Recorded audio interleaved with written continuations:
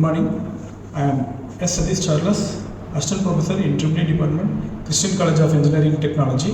Today I am going to take topic in power electronics and drives, the topic called thyristor production.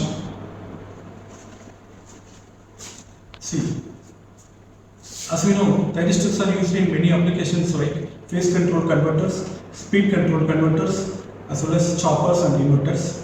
For reliable and satisfactory operation of thyristors, the specific rating of SCR should not be exceed beyond the permissible limit. If the thyristors exceeds the permissible limit means then there will be a damage to the thyristor.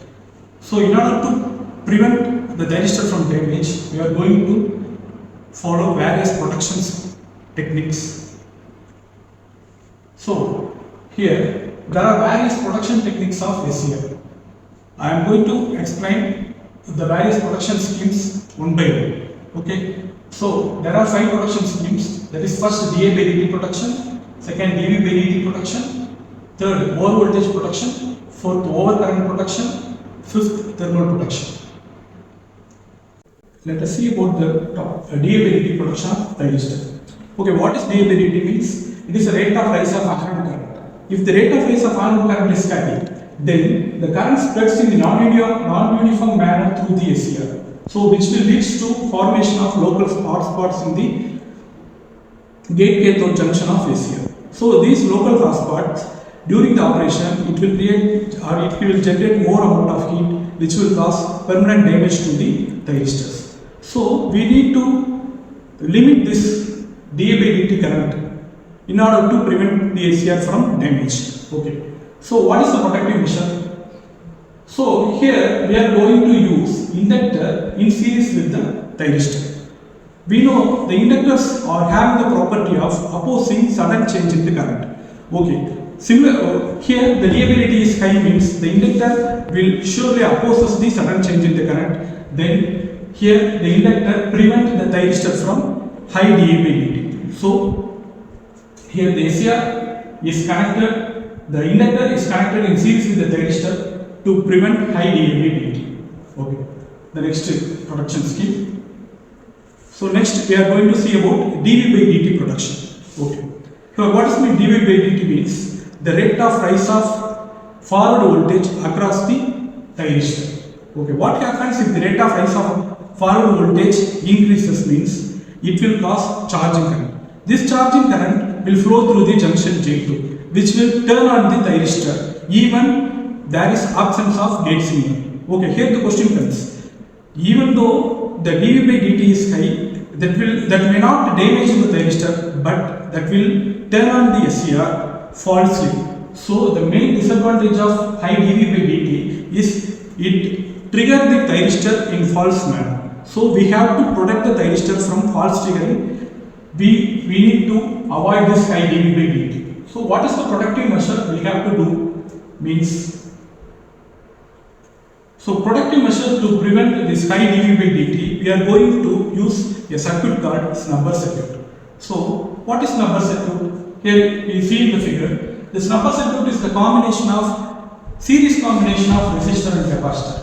Okay, the series combination of resistor and capacitor will be connected parallel to the thyristor. Okay, so whenever during the normal operating condition, this snubber circuit having high impedance path. So it is act as a high impedance path and it will be not present in the circuit. At the same time, during the abnormal operating condition, it allows low impedance path. So the thyristor will be prevented from high dV by dt. Okay. So it is called snubber circuit. The snubber circuit is used for protection of dV by dt. So third protection scheme is over voltage protection scheme. Okay. The over voltage protection, this is the most important protection scheme with respect to others. Why it is most important protection scheme means? Because thyristors are very sensitive to over voltage. One important thing we have to notice, many damages happens to thyristor is due to this over voltage only. Okay, there are various causes for these lower voltages. Let us explain. Let us see some examples. Lightning surges on HVDC system to which the thyristor converters are connected. You know, for HVDC system, thyristor converters are employed for AC to DC conversion.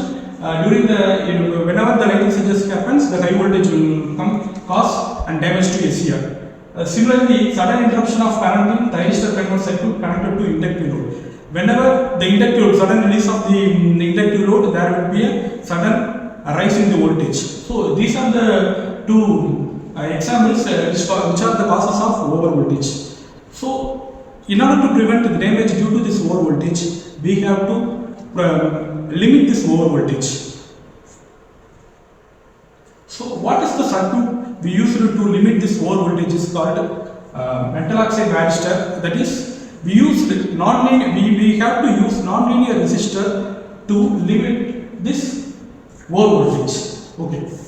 One of the non-linear resistor is metal oxide varistor, which is going to be connected parallel to the SCR. That is thyristor. Whenever normal operating condition, this varistor, that is metal oxide varistor, offers high impedance path, so that will not affect the circuit. At the same time, whenever there will be a high voltage occurs, it will offers low impedance path, due to which the SCR will be protected due to high voltage. Okay. So here the metal oxide varistor is shown in the figure, which will be connected in parallel to the SCR. Okay. Next slide. So next is overcurrent protection. So overcurrent mainly occurs due to different types of faults in the circuit. Okay. So due to this overcurrent, what happens? We know whenever the overcurrent increases, that is current increases, then eventually I square R losses increases. I square R losses, due to this I square R loss, heat generation also very high. Due to this high heat, the SCR the thyristor get damaged. Okay. So we need to protect the thyristor due to overcurrent. We have to implement one protective circuit. That is, we are going to use two types of devices, that is circuit breaker and the fast acting current limiting switch. Here we see the circuit breaker and fast acting current limiting switch is connected with the in series to the supply. Whenever the overcurrent increases due to the faulty conditions, the circuit breaker and the fuse will get activated and it prevents the thyristor from fault. Okay. The next and the final protection is thermal protection.